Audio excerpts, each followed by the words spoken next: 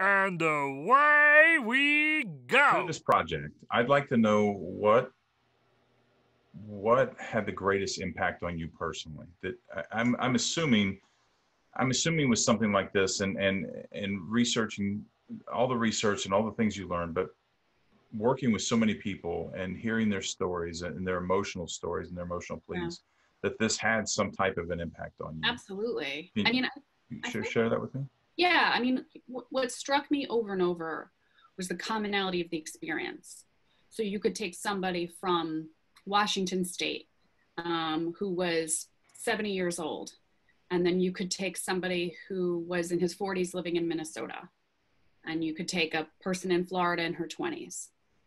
And they had different experiences, but all of them involved a revelation about their conception, right? Or how they came to be in the world, their origin story, if you will. And the experiences were very similar in terms of their emotional content. And that's what struck me. You know, you start to feel a kind of a rhythm, a kind of a commonality. The language is similar. There's a desire for understanding. It's like an incredibly powerful desire to know the truth. Once you know, there's almost nobody who says, in my experience that I talk to, who says, I wish I didn't know this. Because even though it's like really painful sometimes to find out, we place such an inherent truth on inherent, you know, high value on knowing the truth about your own experience. So that's one aspect. The sense of displacement when you realize that you're not who you thought.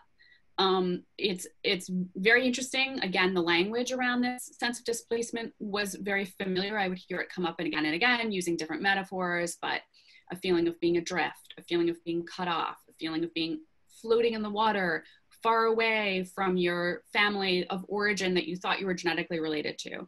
And then a sense of seeking, right? Like a desire to put down roots, a desire to know exactly where on this earth you should stand. So there's like a kind of a disorientation followed by a desire for like orientation, a desire to like be like located somewhere.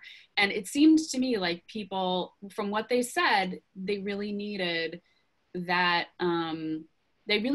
knowledge. They really needed to know. They didn't necessarily have to have a relationship with their genetic parents, but they needed to know sort of where they came from in order to be able to like say, okay, this is where I am. This is where I can rest here. This is me. Yeah. So that's pretty much my experience in a nutshell. Is that okay? I was just about to ask, like, is that your experience as well?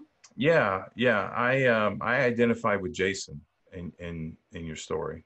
Yeah. Um, I I knew something was off my entire life. I used to ask questions jokingly, and but I just knew something wasn't right. I didn't really know what it was. So it wasn't a huge shock to me when I found out, but it it answered a lot of questions. It answered a lot of questions that I had, and answered a lot of questions that I didn't realize that I'd had. Just it's hard to explain. It was a relief in a way because everything suddenly made sense. That my life hadn't made sense, and suddenly it made sense all at once. And I wouldn't trade it either. I wouldn't trade it for anything. And I do a lot of work with NPEs to try to get them to realize, to really own their experience. This is an opportunity.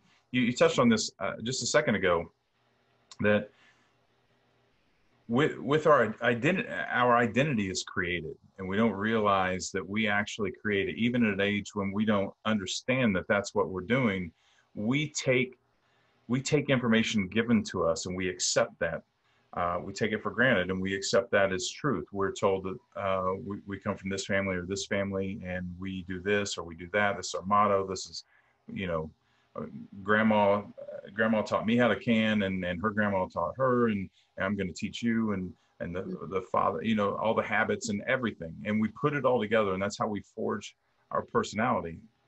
And as an NPE, it's a real wake up call. It's metaphorically like the Matrix. It's the red pill and the blue pill, and Yes. Yeah. yeah, it rips the veil off the charade that we live, and you're forced to deal with the fact that you're not who you thought you were, which is painful, but it's beautiful in a sense, because now when we have this conversation and I explain to them, you agreed to adopt these things as your personality before, now you get to do it with awareness and maturity and wisdom, and you get to rebuild who you are based on new information. And you can keep stuff from your old family, you keep stuff from your new family, you can get rid of all of it and go find new stuff. But so there's a real opportunity here. Unfortunately, it's incredibly difficult to get to because the pain is so overwhelming, and it really is a traumatic experience.